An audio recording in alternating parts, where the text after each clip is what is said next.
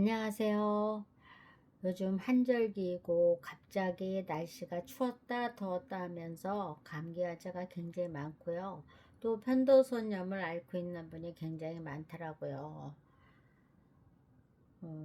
편도선염이 계속적으로 약을 먹어도 안 낫고 힘들 때는 또 소화도 안 되고 위장에도 문제가 생겨요.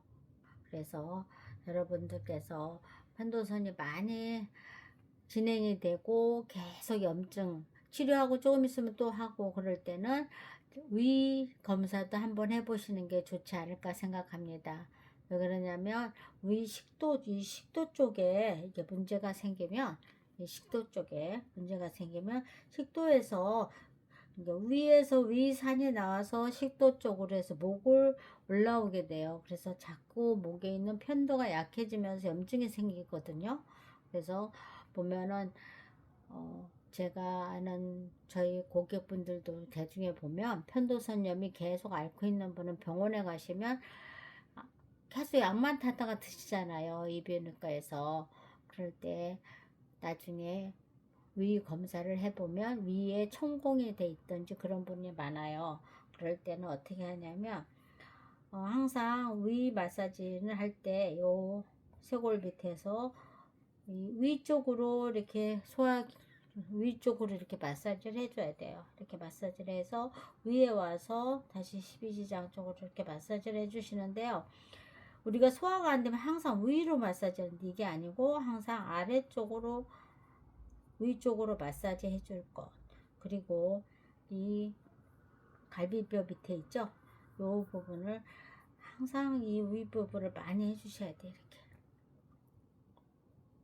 그 다음에 배를 항상 시계 방향으로 움직여 주시는데 이분들은 여기가 아파서 만지지를 못해요. 배꼽 위가 너무 아파서 위에 위궤양이 생겼기 때문에 여기가 아파서 만지지를 못하기 때문에 여기를 만지시지 말고 여기를 해주세요. 고관절 부분을 보시면 그 다리를 허벅지 쪽을 많이 해주셔야 돼요. 허벅지 쪽을 이렇게 무릎까지 허벅지 쪽으로 이상하게 생각하실지 모르지만 이게 소화기맥하고 연결되어 있기 때문에 허벅지를 이렇게 마사지를 해주세요. 양쪽 다 이렇게 허벅지를 해주시면 위 부기가 빠져요.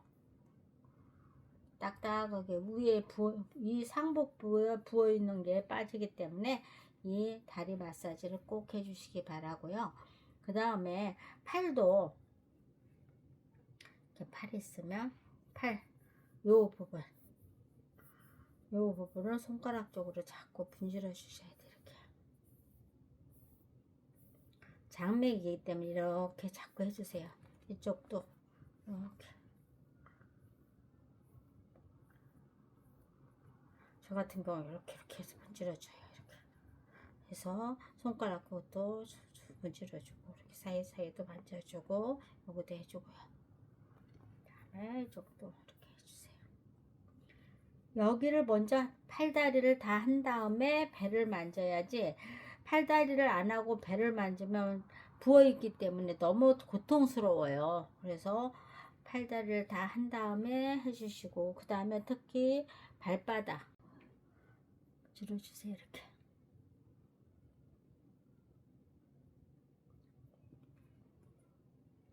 발바닥도 이렇게 문질러 주시고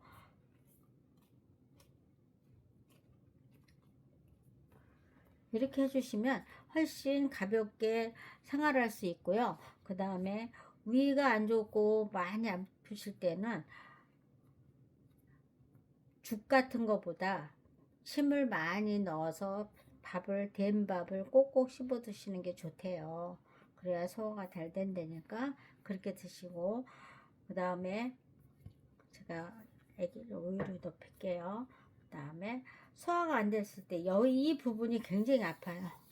여기가 그래서 아플 때는 이 옆에 부분을 많이 해주시고 이렇게 해주세요. 뒤도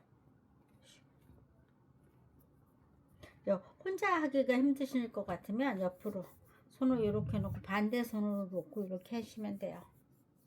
이쪽도 반대 손으로 이렇게.